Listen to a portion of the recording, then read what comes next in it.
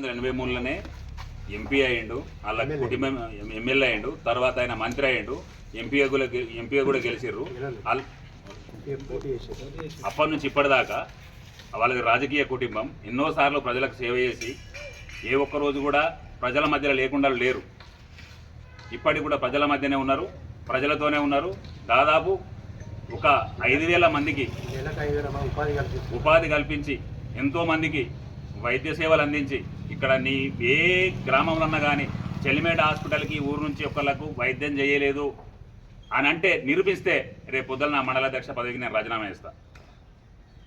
మీరు నిరూపిస్తే, మరి మీరు నిరూపించని ఎడల ఈ మాటను మీరు వాపసు తీసుకోవాల్సి ఉంటుంది. దానికి కూడా మీరు సిద్ధంగా ఉండాలి.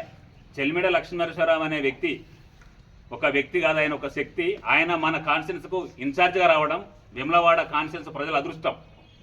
ఇవాళ ఎన్నో ప్రైవేట్ హాస్పిటల్లో పోతే లక్షలు వస్తే కూడా వైద్యం అందని రోజులు ఇవి. ఎకరం భూమి అమ్ముకొని వైద్యం చేయించుకున్న సందర్భాలు ఉన్నాయి. వీళ్ళ సార్, వీళ్ళు గరీబులు, వీళ్ళు మీ హాస్పిటల్కి వస్తారంటే ఎంతో మందికి ఫ్రీగా వైద్యం చేయించిన ఘనత మన చెలిమేట లక్ష్మీనరసింహ గారికి ఉన్నది.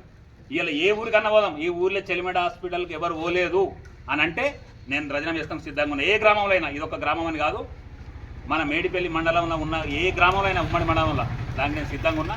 దాని మీద వాళ్ళు ఏది చెప్పినా నేను వినడానికి రెడీ.